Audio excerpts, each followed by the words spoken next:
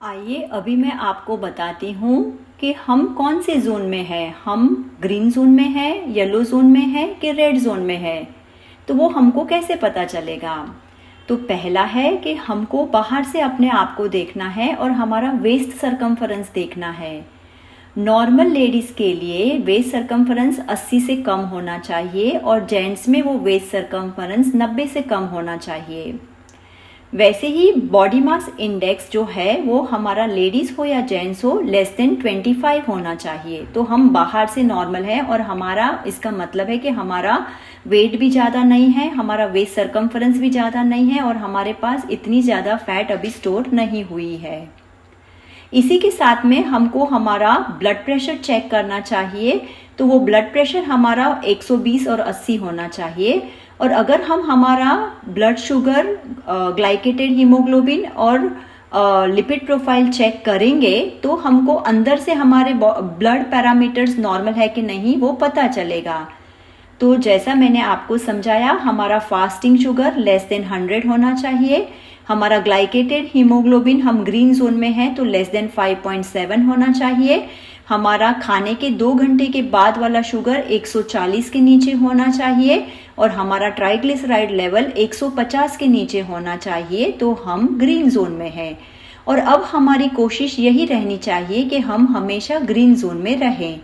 तो इसीलिए यहाँ से हमको यही चालू करना चाहिए और ये कंटिन्यू करना चाहिए कि हमको तभी खाना खाना चाहिए जब हमको रियल में भूख लगी है।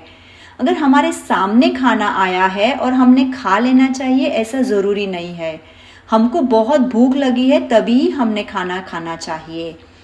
अगर हो सकता है तो हमको ब्रेकफास्ट, लंच और डिनर ही लेना चाहिए और इन बिटवीन स्नैकिंग नहीं करना चाहिए।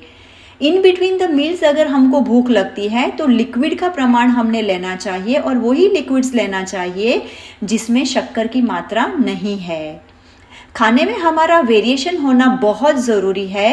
यानी हम 7 दिन के साथ वेजिटेबल, 7 दिन के साथ सलाद, हम 7 दिन के साथ पल्सेस, 7 दिन के साथ दाल और हमको बटर मिल्क, कर्ड, ये स्प्राउट्स बहुत लेने की ज़रूरत है। नॉनवेज भी हम अंडा वगैरह ले सकते हैं लेकिन हमको फ्राइड फूड से बचना चाहिए और शक्कर का प्रमाण हमारे डाइट में बहुत ही कम रखना चाहिए। अर्ली डिनर हमारे लिए बहुत ज़रूरी है। तो हम जितना अर्ली डिनर लेके जितना जल्दी हम सो जाएंगे उतना हमारे को फ़ायदा होगा, उतना हमारे बॉडी में ग्रोथ हार्मोन का रिलीज़ ज़्यादा होगा और इंसुलिन का रिलीज़ कम हो जाएगा। हम कोई भी जोन में हो, एक्सरसाइज हमारे लिए बहुत ज़रूरी है। आधा या 1 घंटा एक्सरसाइज करना ज़रूरी है। हमारी बॉडी की हमारी जो भी कैपेसिटी है और जो भी हमको अवेलेबल है वो कोई भी हम एक्सरसाइज कर सकते हैं। हम वॉकिंग कर सकते हैं, yoga, cycling, jogging, swimming, dancing, climbing stairs या कोई भी टाइप का एक्सरसाइज हम कर सकते हैं। अभी सोचो कि हम लेवल 2 में हैं। तो लेवल 2 यानी येलो जोन।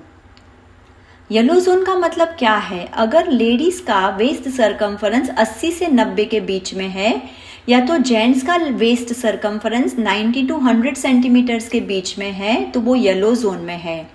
अगर कोई भी लेडी या जेंट्स का बॉडी मास इंडेक्स अगर 25 टू 30 के बीच में है तो वो येलो जोन में है।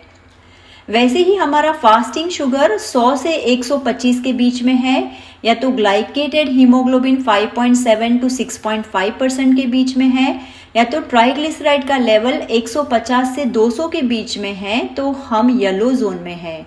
और ये येलो जोन में हम है कि नहीं इसका हमको पता तभी चलेगा जब हम ब्लड प्रेशर चेक करेंगे, जब हम हमारा ब्लड टेस्ट करेंगे।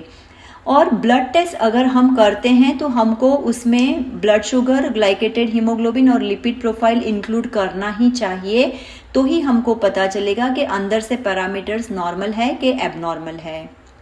यहाँ पे हमको अगर हो सकेगा तो हमको 1 मील हमारा स्किप करना चाहिए और 2 ही मील लेना चाहिए। यानी 6 घंटे के दौरान हमको हमारे 2 मील्स ले लेने चाहिए।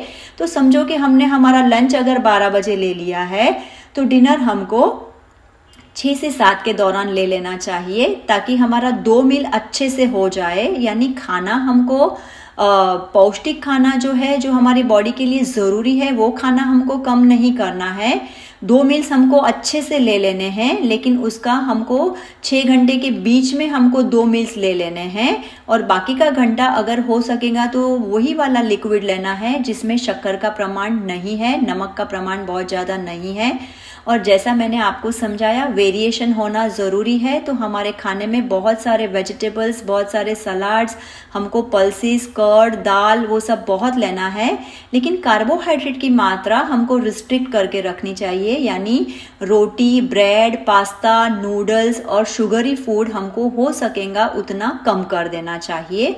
और एक्सरसाइज का प्रमाण कम से कम हमको 1 घंटा करना चाहिए, ताकि जो भी फैट हमने इकट्ठा की है वो हम बर्न कर सकते हैं। और जितना हमारा फास्टिंग का लेवल ज़्यादा रहेगा, उतना हमने जो फैट अक्यूमुलेट करी है वो हम बर्न कर देंगे। यानी we will eat our own fat when we are fasting. तो अगर फास्टिंग का घंटे हमारे ज़्यादा हैं, उतना घंटा हमने जो इकट्ठा की है वो वाली फैट हम यूज़ कर लेंगे, और वो फैट कम करने में हमारे को बॉडी को हमको मदद मिलेगी। अगर हम लेवल 3 में यानी रेड जोन में है, इसका मतलब है कि वेस्ट सरकमफरेंस जेंट्स में अबव 100 है, उनका body mass index more than 30 है, उनका फास्टिंग शुगर का लेवल 125 के ऊपर है, और खाना खाने के बाद 2 घंटे के बाद में जो शुगर चेक करते हैं वो 200 के ऊपर है, ग्लाइकेटेड हीमोग्लोबिन का प्रमाण 6.5 के ऊपर है, और ट्राइग्लिसराइड का प्रमाण 200 के ऊपर है। वैसे ही अगर ब्लड प्रेशर मापेंगे तो वो ब्लड प्रेशर भी रेड जोन में रहेगा, यानी वो भी 140 से 40 ऊपर का सिस्टोलिक और 90 डायस्टोलिक रहेगा। तो ब्लड प्रेशर भी यहाँ पे ज़्यादा है। तो आप देखोगे कि जो मेटाबॉलिक सिंड्रोम के लिए हमने जो पैरामीटर्स देखे थे, वेस्ट सरकमफरेंस ज़्यादा है, फास्टिंग शुगर का प्रमाण ज़्यादा है, ट्राइग्लिसराइड का प्रमाण ज़्यादा है, और ब्लड प्रेशर का प्रमाण भी ज़्यादा है। तो यहाँ पे हम रेड जोन में हैं, और ये हमको तभी पता चलेगा जब हम अंदर से सब बॉडी पैरामीटर्स चेक करेंगे, ब्लड प्रेशर मापेंगे और हमारा वेस्ट सरकमफरेंस मापेंगे। अभी यहाँ पे हमको थोड़ा केयरफुल रहना चाहिए, क्योंकि हमको रेड जोन में से हमको येलो जोन में और ग्रीन जोन के तरफ जाना है। हमको रेड जोन से कॉम्प्लिकेशंस के जोन में नहीं जाना चाहिए। तो हो सकेगा उतना हमारे को 2 ही मील को रिस्ट्रिक्ट करना चाहिए, और अगर हो सकता है तो हमको 4 घंटे के अंदर 2 मील ले लेना चाहिए। यानी 1 मील हमने 12 बजे लिया और 1 मील हमने 4 या 5 बजे ले लिया। लेकिन अगर आपसे ऐसा नहीं होता है तो कोई चिंता की बात नहीं है, आप 6 या 7 घंटे में 2 मील ले लीजिए। लेकिन हो सकेगा उतना फास्टिंग का प्रमाण रखना। इन बिटवीन द मील्स आप लिक्विड का प्रमाण लेना, लेकिन खाने का प्रमाण बार बार नहीं करना, इंटरमिटेंट स्नैकिंग नहीं करना। जितना फास्टिंग का लेवल हमारा ज़्यादा रहेगा, उतना हमारा ग्रोथ हार्मोन का लेवल ज़्यादा रहेगा, उतना हमारा इंसुलिन का लेवल कम रहेगा, जो हमारे बॉडी को बेनिफिट करेगा। We will be eating our own fat, तो फैट स्टोर्स कम करने में हमको बहुत मदद करेगा। और एक्सरसाइज तो हम सबको करना बहुत ज़रूरी है। जितना हम एक्सरसाइज ज़्यादा करेंगे यहाँ पे, उतना हम हमारा जो फैट इकट्ठा किया है उसको बर्न करने में मदद करेंगे। कोई भी जोन में हो, हमको शुरुआत करनी चाहिए। हमारा जो भी टाइम है डिनर का, वो 1 घंटा हमको प्रीपोन करना चाहिए, और ब्रेकफास्ट का जो हमारा टाइम है उसको 1 घंटा पोस्टपोन करना चाहिए। और फिर धीरे धीरे हमको लेवल बढ़ाना चाहिए, ताकि फास्टिंग का आवर्स हम बढ़ा सके।